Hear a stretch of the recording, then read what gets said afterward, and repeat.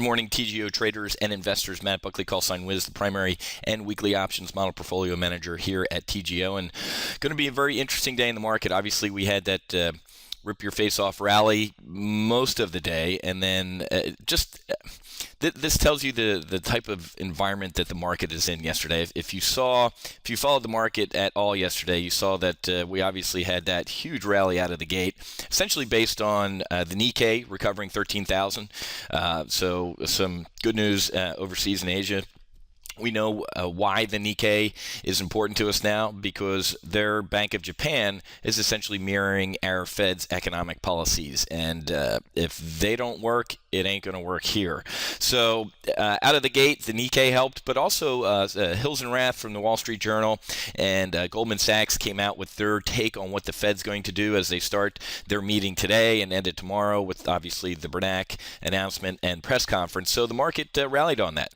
And then right around, 2-ish, the Financial Times columnist came out with hey, it looks like the Fed's going to actually announce some tapering efforts, and the market imploded.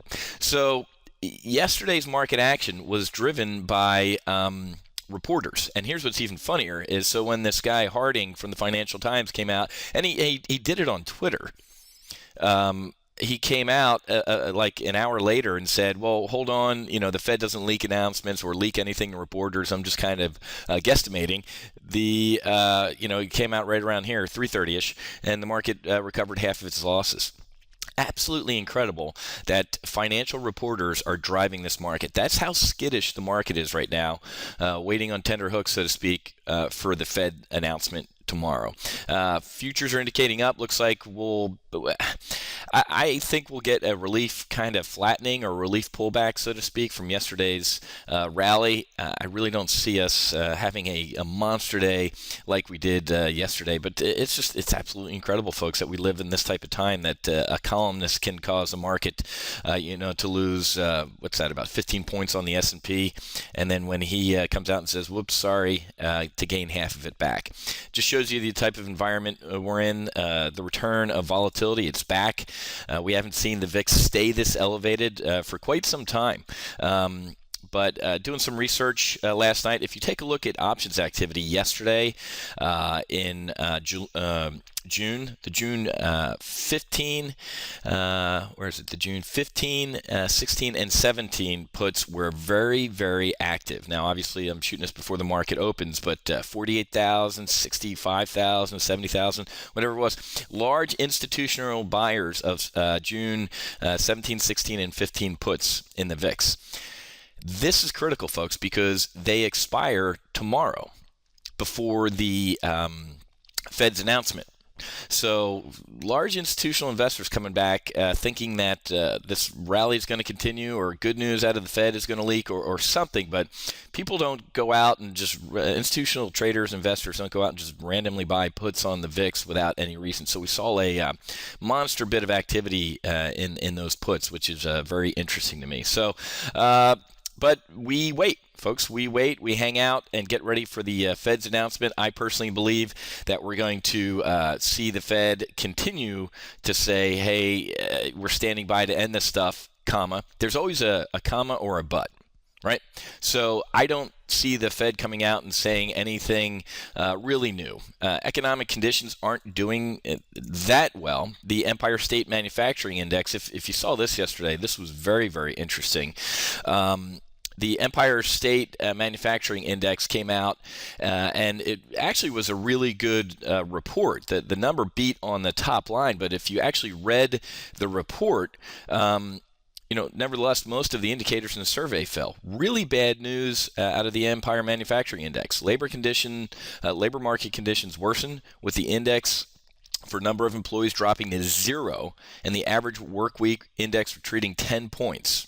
So lowest readings since like 2011, and directly from the report. So yeah, it rose 9 points, which is just an absolute crush on the number. The report itself was full of bad news. Quote, however, while the general business condition index was positive, this big number, and higher than last month, many of the survey's other indicators were negative and noticeably weaker. Labor market conditions softer. labor market conditions were weak. So, and their 6-month outlook continues to weaken.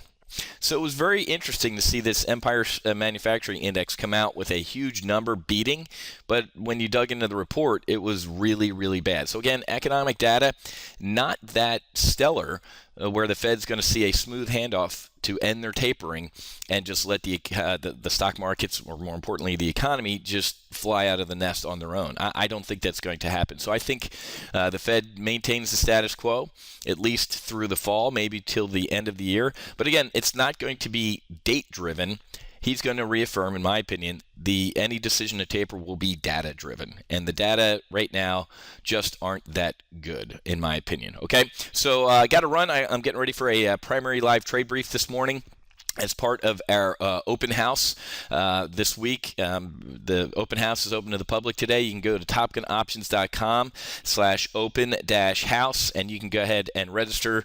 You can, if you missed today's primary live trade brief, don't worry about it. Everything's recorded. Going to be a big one today because we have a lot of just about every position expiring this week, and we're going to take a look at a big portfolio review and how we're doing and managing positions that are expiring this week. And then tomorrow at 9 a.m., the advanced live trade brief. Intermediate advanced live trade brief at June 20th, Thursday, 9 a.m. with me, weekly options webinar. We're going to debrief how we're looking this week in a day and a half, essentially. Since Friday, I put on two new positions. We're at $2,500 on $10,000 in risk. 25% return in a day and a half on essentially two trades.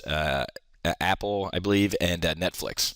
And Goog. Actually, it was Goog, not Netflix. So really, really happy with what's going on in the weekly options portfolio in the past couple weeks. And then rounding it out, Friday afternoon at 1 p.m., a question and answer. Essentially, the ready room, come by, ask me any questions about the market, where I think it's going, potential trades, anything that's on your mind about options or the market in general. We're going to head and do it 1 p.m. Okay, so I got to run.